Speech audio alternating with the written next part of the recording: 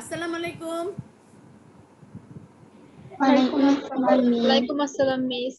তোমরা কেমন আছো? ভালো আছি। ভালো, আপনি কেমন আছেন? আলহামদুলিল্লাহ। তোমরা কোন চ্যাপ্টার পড়াচ্ছিলাম তোমাদেরকে?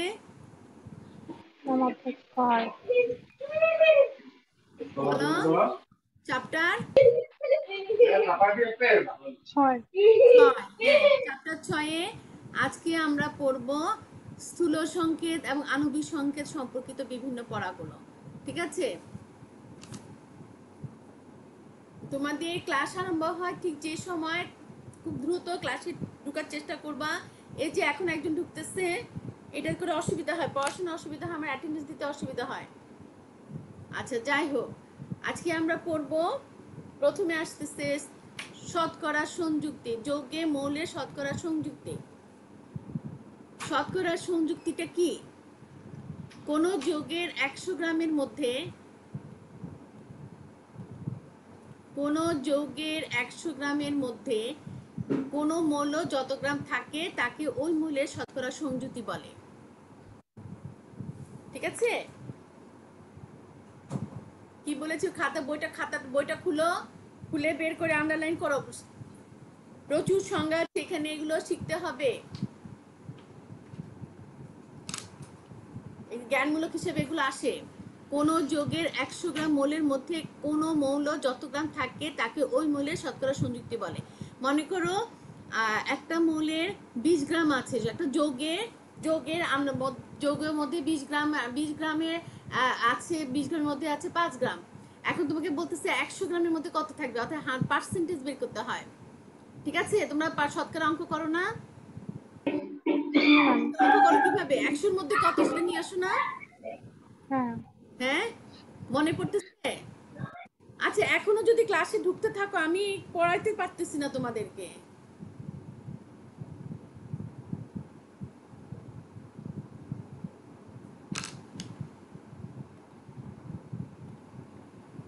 তাহলে এখানেও ঠিক সেরকম, একটা যৌগের 100 গ্রামে 100%-এর মধ্যে কত পার্সেন্টেজ আছে ওই মৌলটা, সেটাকে বলা হচ্ছে ওই মৌলের শতকরা সংযুক্তি। যৌগের আণবিক সংকেত থেকে ওই যৌগের বিদ্যমান মৌলসমূহের শতকরা সংযুক্তি নির্ণয় করা যায়। অর্থাৎ এখানে আণবিক সংকেতটা জানাটা অত্যন্ত গুরুত্বপূর্ণ। আর আণবিক সংকেত জানতে হলে আমাকে কি করতে হবে? মৌলগুলির প্রতীক, যোজনী, এগুলো খুব ভালো করে আমাদের জানতে হবে, যেগুলো আমরা আগে পড়ে আসছি। যদি না পড়ো তাহলে কিন্তু এখন আটকে যাবে। ঠিক আছে? এখন সূত্রটা কি? যে কোনো, আমি তোমাদেরকে বলছি, আগেও বলেছি যে অঙ্ক ক্ষেত্রে জ্ঞানমূলক হচ্ছে সূত্র। তুমি সূত্র লিখবা না 1 নাম্বার কাটা। ঠিক আছে? তুমি সূত্র লিখবা না 1 নাম্বার কাটা। এখনো ঢুকতেছে, আমি ক্লাস নিতে পারতেছি না।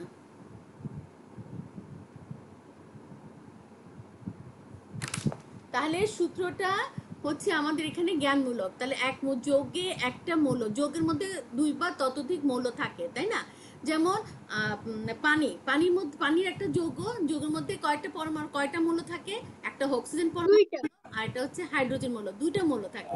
ঠিক সেরকম ভাবে যৌগে একটি মৌলের শতকরা সংযুক্তি হচ্ছে, উপরে থাকবে মৌলের পারমাণবিক ভর পূরণ পরমাণুর সংখ্যা পূরণ 100 যৌগের আণবিক ভর। এটা হচ্ছে আমার সূত্র। এই সূত্রটা আমার যদি কোনো অঙ্কে আসে যে অমুক যৌগের মৌলগুলো শতকরা সংযুক্তি নির্ণয় করো, তাহলে কিন্তু এই সূত্রের আলোকে আমাকে করতে হবে। লিখে নাও, তোমাদের বইতেও লেখা আছে, তারপরও লিখে নাও। সূত্রটা কিন্তু আমাকে লিখতে হবে। আমি কিন্তু বারবার করে বলছি যে যৌগে একটি মৌলের শতকরা সংযুক্তি হচ্ছে মৌলের পারমাণবিক ভর পূরণ পরমাণুর সংখ্যা পূরণ হচ্ছে 100 যৌগের আণবিক ভর। যে কোনো একটা অঙ্ক দিয়ে আমরা এখন এটা দেখবো কিভাবে অঙ্কটা হচ্ছে। সালফিউরিক অ্যাসিড যৌগে হাইড্রোজেন, সালফার এবং অক্সিজেনের শতকরা সংযুক্তি নির্ণয় করো। সালফিউরিক অ্যাসিড একটা যৌগ, এর মধ্যে হাইড্রোজেন, সালফার এবং অক্সিজেনের শতকরা সংযুক্তি নির্ণয় করতে বলছে। তাহলে প্রথমে আমি কি করব বলো তো? আণবিক ভর বের করব। আগে আমি সূত্রটা লিখবো। আমি একটু আগে বলেছি সূত্র না লিখলে 1 নাম্বার কাটা। কি লিখতে হবে আগে? সূত্র। সূত্র আগে দেখে না, পরে লিখবে। বইতে প্রচুর অঙ্ক করা আছে, খালি এটা বুঝো, এটা তুলতে হবে না। বইতে অনেকগুলো অঙ্ক করা আছে, একই নিয়মে একইটা বুঝো। প্রথমে আমি সূত্র লিখবো। আমরা জানি মৌলের শতকরা সংযুক্তি হচ্ছে মৌলের পারমাণবিক ভর পূরণ পরমাণু সংখ্যা পূরণ 100 বাই যৌগের আণবিক ভর। একটু আগে যে সংকেত, যে সূত্রটা আমরা একটু আগে পড়লাম, এই যে সূত্রটা, এই সূত্রটা প্রথমে আমাকে লিখতে হবে। এটা লিখলে অঙ্ক ভুল হলো আমি 1 নাম্বার পাবো, সূত্র লেখার জন্য আমি 1 নাম্বার পাবো। এখন আমাকে কি কি বের করতে হবে? যৌগের আণবিক ভর বের করতে হবে, ঠিক আছে? যৌগের আণবিক ভর আমাকে এখানে বের করতে হবে।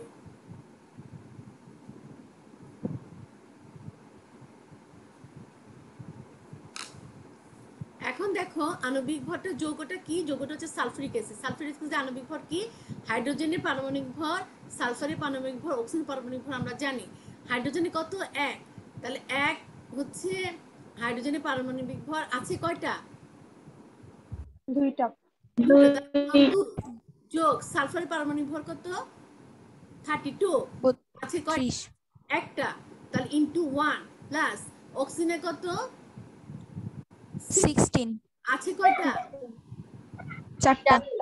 ইনটু 4, এটাকে করলে হয়ে যায় 98। ঠিক আছে, এটা বোঝা গেল? জি ম্যাম। এখন আমি হাইড্রোজেনের, সেখানে বলছে হাইড্রোজেন সালফার এবং অক্সিজেন শতকরা সংযুক্তি নির্ণয় করতে বলছে। তাহলে হাইড্রোজেনের শতকরা সংযুক্তি হচ্ছে কি? মৌলের পারমাণবিক ভর। মৌলের পারমাণবিক ভর হচ্ছে 1, পরমাণু সংখ্যা হচ্ছে 2 ইনটু 100 বাই যৌগীয় আণবিক ভর হচ্ছে 98। এটাকে গণনা করলে আমরা পাবো 2.04%। ঠিক একইভাবে সালফারের শতকরা সংযুক্তি, মৌলের পারমাণবিক ভর হচ্ছে 32, সংখ্যা কয়টা? সালফার কয়টা আছে এখানে? একটা। 1 ইনটু 100 বাই 98 আসতেছে কি 32.65%। আর অক্সিজেনের শতকরা সংযুক্তি হচ্ছে, অক্সিজেনের পারমাণবিক ভর হচ্ছে 16, আছে কয়টা? পরমাণু সংখ্যা 4টা। ইনটু 100 বাই 98 হলো কত? 65.31%। এখন এইগুলো তিনটাকে যোগ করলে দেখবা 100% অথবা 99.99% আসবে। তাহলে তুমি বুঝবা তোমার অঙ্ক হয়েছে।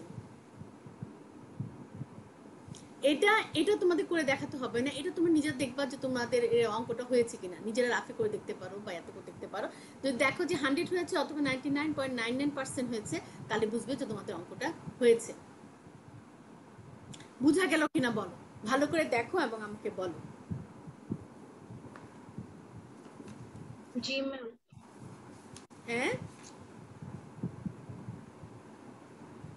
বুঝা গেল? ম্যাম সকল যৌগের আণবিক ভর কি 98 হবে? কেন সকল যৌগের হবে? এখানে যৌগ দেওয়া হচ্ছে সালফারিক অ্যাসিডের আণবিক ভর, তাহলে সকল যৌগ হবে কেন? পানির আণবিক ভর কত? H2O। না ম্যাম, এখানে যে নিচে ওই যে মৌলের পারমাণবিক ভর ইনটু পরমাণুর সংখ্যা ইনটু 100 বাই যৌগের আণবিক ভর। হ্যাঁ, এখানে এখানে যৌগটা হচ্ছে সালফারিক অ্যাসিড। এই অঙ্কের ভিতরে যৌগটা হচ্ছে সালফারিক অ্যাসিড। আমার যদি এখানে পানি থাকতো তাহলে আমার এখানে যৌগ কোনটা হতো? পানি। পানির আণবিক ভর কত? 18, তো সেখানে 18 হতো।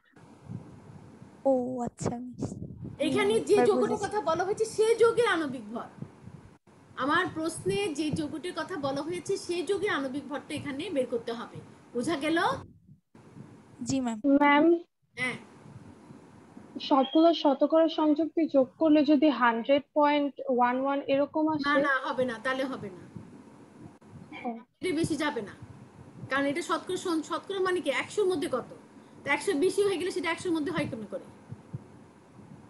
কথা বুঝো নাই? জি ম্যাম, বুঝছি। এখন দেখ এখানে এই অঙ্কের ভিতরে কোনো সমস্যা আছে কিনা?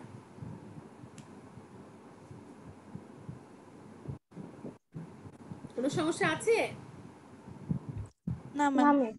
আচ্ছা, এখানে অনেকগুলো অনেকগুলো অঙ্ক দেওয়া আছে, তোমরা একটু দেখে নিও, ঠিক আছে? এবার আমরা চলে যাই স্থূল সংকেত এবং আণবিক সংকেত। স্থূল সংকেত কাকে বলে, আণবিক সংকেত কাকে বলে? যে সংকেতে অণুতে বিদ্যমান পরমাণুগুলোর অনুপাত প্রকাশ করে হয় তাকে বলা হয় স্থূল সংকেত। আর কোনো বস্তুর অণু সংক্ষিপ্ত প্রকাশকে বলা হয় আণবিক সংকেত। এটা লিখে নাও। এখানে আণবিক সংকেত এবং স্থূল সংকেতের মধ্যে পার্থক্য দেওয়া আছে, আমি দিয়ে দিয়েছি, এটাও লিখে নাও অথবা স্ক্রিনশট দিয়ে নাও। স্থূল সংকেত কাকে বলে, আণবিক সংকেত কাকে বলে, স্থূল সংকেত এবং আণবিক সংকেতের মধ্যে পার্থক্য, এটা খুব ইম্পর্টেন্ট একটা জিনিস। প্রয়োজনে তোমরা স্ক্রিনশট দিয়ে নিয়ে নাও।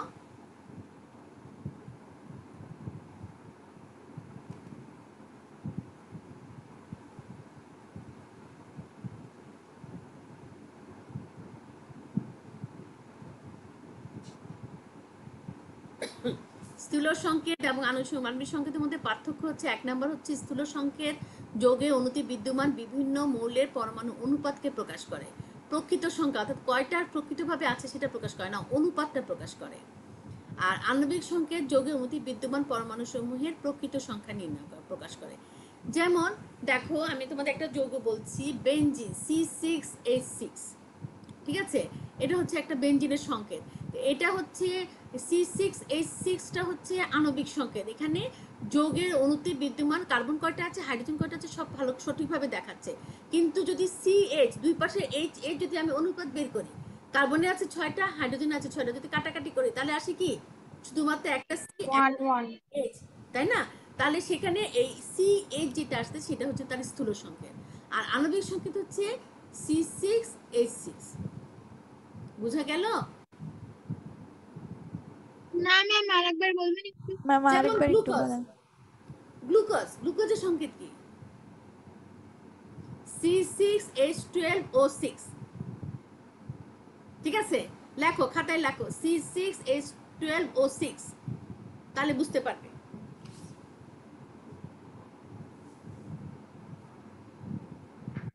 এখন এটা হচ্ছে এর আণবিক সংকেত, কারণ এটার মধ্যে, এই যৌগের মধ্যে কোন মৌলের পরমাণু গুলো কয়টা পরিমাণে আছে সেটা প্রকৃত সংখ্যাটা আমরা পাচ্ছি। এখন যদি আমি অনুপাত বের করি, 6 দিয়ে প্রত্যেকটা কাটি, তাহলে কত আসে? 1:6 CH2O, তাই আসে না? কাটো, 6 দিয়ে ভাগ, হ্যাঁ কার্বন কয়টা আসে? একটা। একটা। হাইড্রোজেন কয়টা আসে? 6টা, সরি 2টা। 2টা। আর অক্সিজেন কয়টা আছে? একটা। একটা। স্থূল সংকেত, এটা হচ্ছে অনুপাত প্রকাশ করতেছে কিন্তু প্রকৃত সংখ্যা প্রকাশ করছে না। যৌগের স্থূল সংকেত নির্ণয় করতে এর শতকরা সংযুক্তি জানা প্রয়োজন হয়, কিন্তু আণবিক ভর জানা প্রয়োজন হয় না। আর যৌগে আণবিক সংকেত নির্ণয় করতে এর শতকরা সংযুক্তির সাথে সাথে আণবিক ভর আমার জানতে হবে। এরপরে আসো, স্থূল সংকেত শুধুমাত্র যৌগের হতে পারে, আর আণবিক সংকেত এটা যৌগ বা মৌল উভয় ধরনের পদার্থের ক্ষেত্রে হতে পারে। একই স্থূল সংকেত একাধিক যৌগের হতে পারে, যেমন অ্যাসিটিলিন এবং বেনজিন উভয়ের স্থূল সংকেত হচ্ছে কি? CH। আর সমাণু ব্যতীত একটি আণবিক সংকেত একটি মাত্র যৌগের হতে পারে, যেমন C2H2 শুধুমাত্র অ্যাসিটিলিনের আণবিক সংকেত। এই দুটো, এটাও তুলে নাও।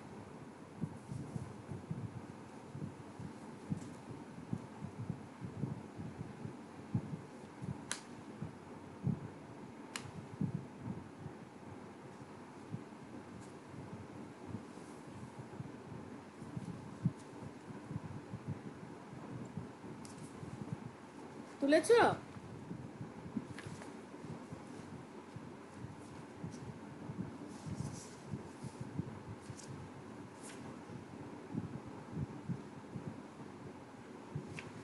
হয়েছে?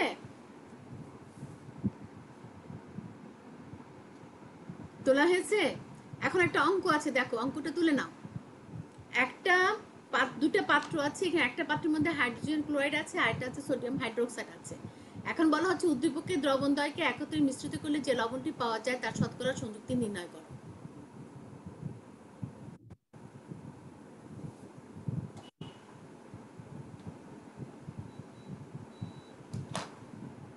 উদ্দীপকে দ্রবণদ্বয়কে যদি একত্রে মিশ্রিত করা হয় তাহলে যে লবণটি পাওয়া যায় তার শতকরা সংযুক্তি নির্ণয় করো। এখন আমাকে এটা আমি কিভাবে করব? অঙ্কটা তুলো।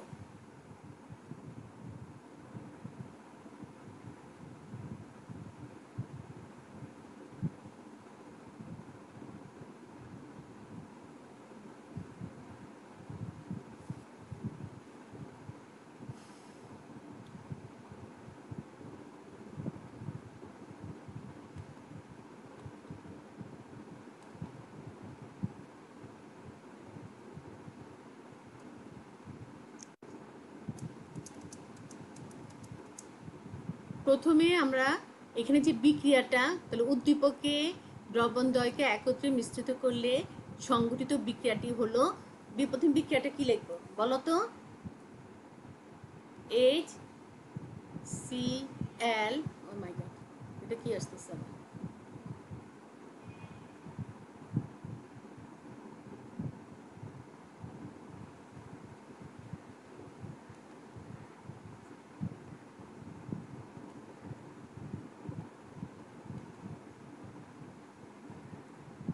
HCCl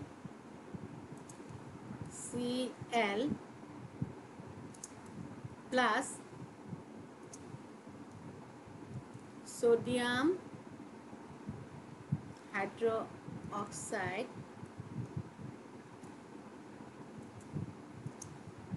কি হবে বলতো রিঅ্যাকশনটা করলে? এটা দ্বিপ্রতিস্থাপন বিক্রিয়া। কি হবে বলতো? সোডিয়াম ক্লোরিন প্লাস ক্লোরাইড পানি। প্লাস পানি, তাই না? ইকুয়েশনে যেতে হবে, দাঁড়াও একটু ইকুয়েশনে নিয়েছি।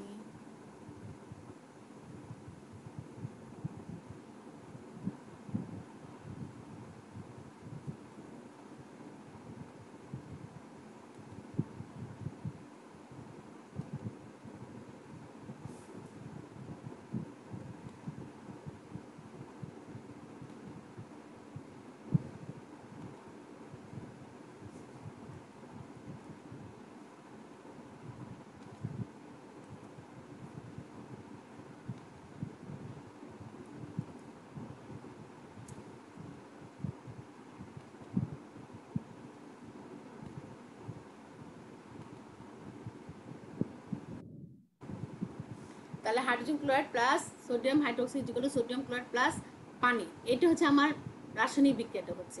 এখানে লবণটাকে, লবণটা হচ্ছে সোডিয়াম ক্লোরাইড। এখন বলছে যে উদ্দীপকের দ্রবণকে একত্রে মিশ্রিত করলে যে লবণটি পাওয়া যায়, সোডিয়াম ক্লোরাইডের যে লবণটা পাওয়া গেল তার শতকরা সংযুক্তি নির্ণয় করতে হবে। প্রথমে আমরা রাসায়নিক বিক্রিয়াটা করলাম, করার পর আমি কি করব বলো? এখন আমি কি করব? সূত্র লিখবো। উত্তর তো লেখা আরম্ভ করলামই, এখান থেকে উত্তরটাই সূত্র লিখবো। সূত্র লিখবো। সূত্রটা লেখো, তাহলে লেখো, তাড়াতাড়ি করো, সূত্রে লিখে ফেলো।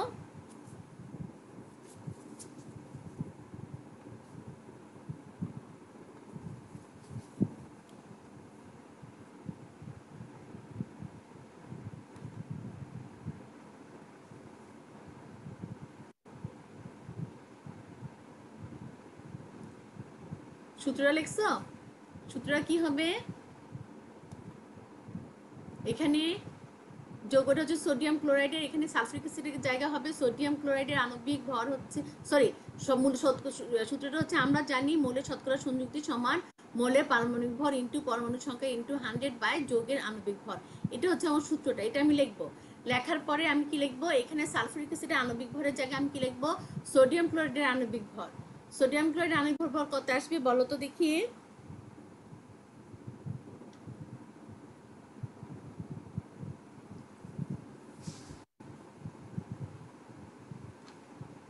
বলো দেখি, আমি আর বলবো না। 23।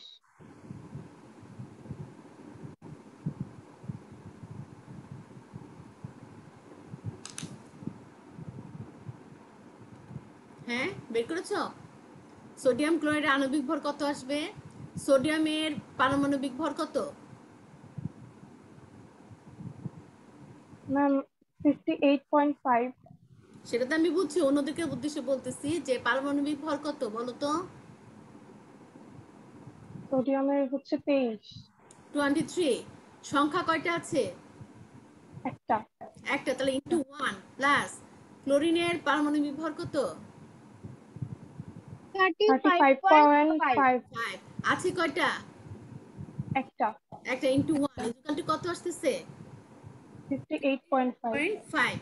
তাহলে সোডিয়াম ক্লোরাইডের আণবিক ভর হচ্ছে 58.5। এখন আমরা প্রথমে এখানে হাইড্রোজেন শতকরা সংযুক্তির জায়গায় আমরা কি লিখবো? সোডিয়ামের শতকরা সংযুক্তি। সুতরাং সোডিয়ামের শতকরা সংযুক্তি সমান সমান এখানে কি লিখবো বলো? সোডিয়াম হচ্ছে 23 ইনটু 1 ইনটু 100 বাই 58.5। কত আসবে বলো তো?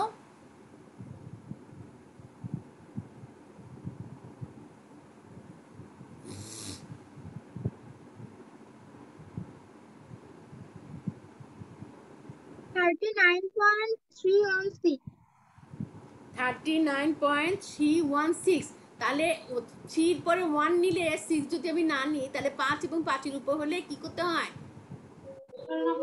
এক যোগ করতে হয়। তাহলে যোগ করতে হবে 33 2 তাই না? 39.32%, 39.32%। এবার লেখো, তারপর ক্লোরিনের শতকরা সংযুক্তি কি হবে? 35.5 ইন্টু 1 ইন্টু 100 বাই 58.5 সমান কত আসতেছে বলো?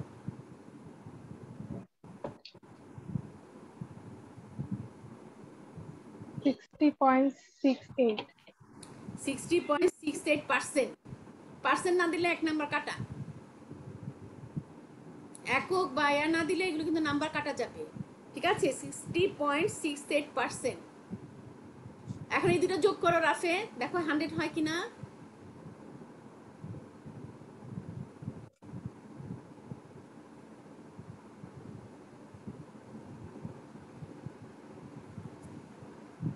হচ্ছে?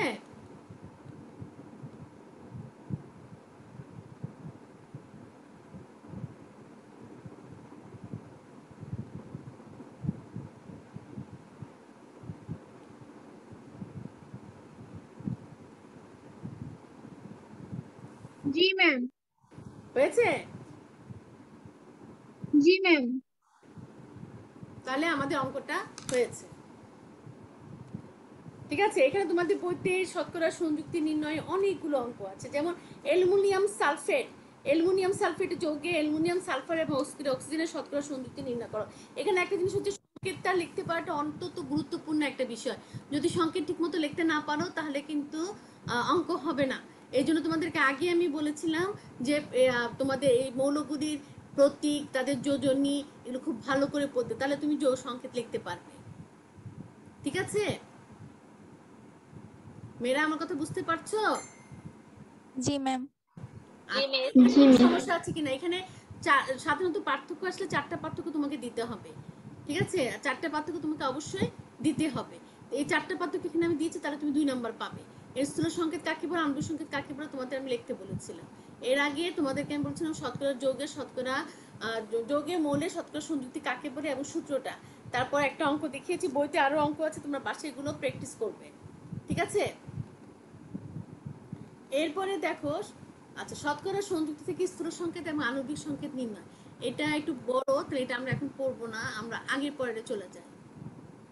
এর আগে যারা আমরা পড়েছি, ক্লাসে আসো নাই, তাদের উদ্দেশ্যে আমি একটা বলছি। এই মোলারিটির অঙ্ক নির্ণয় প্রায় আসে, মোলারিটি নির্ণয় বা দ্রব্য কি পরিমাণ আছে, এই ধরনের অঙ্ক অনেক আসে, ঠিক আছে? এখানে অঙ্ক যে দুটো দিয়েছিলাম সেই দুটো অঙ্ক তো করো নাই, সবাই করো নাই। এখানে সূত্র কোনটা হবে? এই দুটোর মধ্যে এই যে 2 নম্বর কোশ্চেনটা সূত্র কি হবে বলো তো? অক্সালিক অ্যাসিডের 250 মিলিলিটার 0.1 মোলারিটি মোল দ্রবণের বস্তু তৈরি করতে কি পরিমাণ দ্রব্য প্রয়োজন হবে? এখানে ডাব্লিউ নির্ণয় করতে, কি পরিমাণ দ্রব্য মানে ডাব্লিউ নির্ণয় করতে বলেছে। তাহলে এখানে ডাব্লিউ নির্ণয় করতে হলে আমরা কি করবো? আমরা জানি ডাব্লিউ ইকুয়াল টু SMB/1000, এই সূত্রটা দিব। আমরা জানি কি জানি? W equal to SMB/1000। তারপরে আমি এখানে একটা টান দিব, এখানে যে এরকম একটা টান দিব, এখানে টান দিয়ে তারপর লিখবো এখানে ডাব্লিউটা আমার বের করতে হবে, তাহলে সেটা দিব না, এস বের করবো। এস কি থাকবে আমার? এস হচ্ছে 0.1 মোল। তারপরে ভি হচ্ছে কত? ভি দেওয়া আছে কত বলো? অঙ্কটা আছে তো তোমাদের কাছে নাকি নাই? তুলো নাই? ভি কত এই অঙ্কটার মধ্যে? ভি কত? ভি কত বলো তো?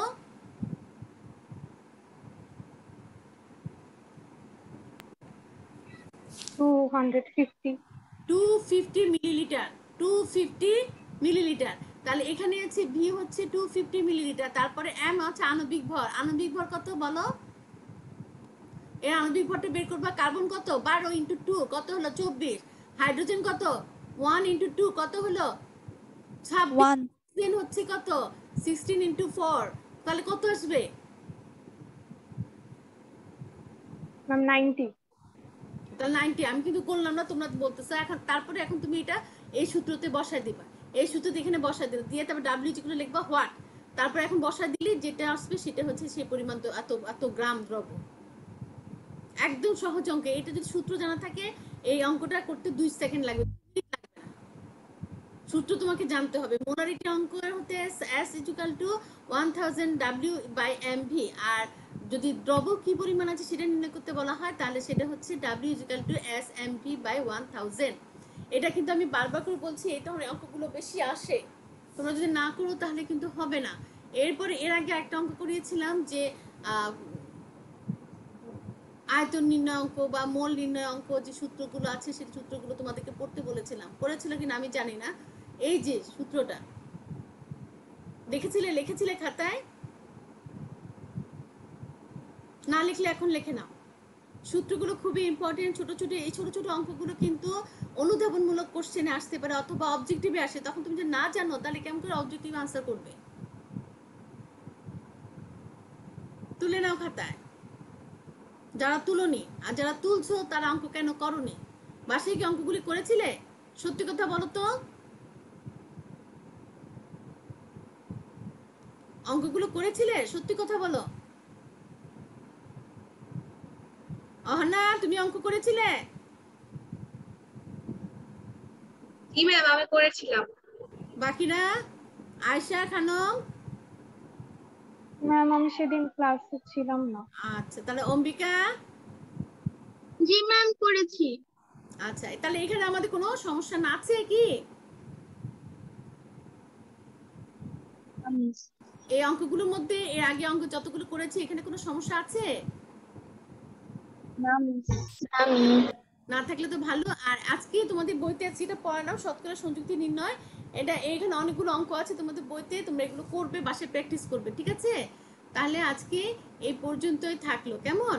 সবাইকে আল্লাহ হাফেজ।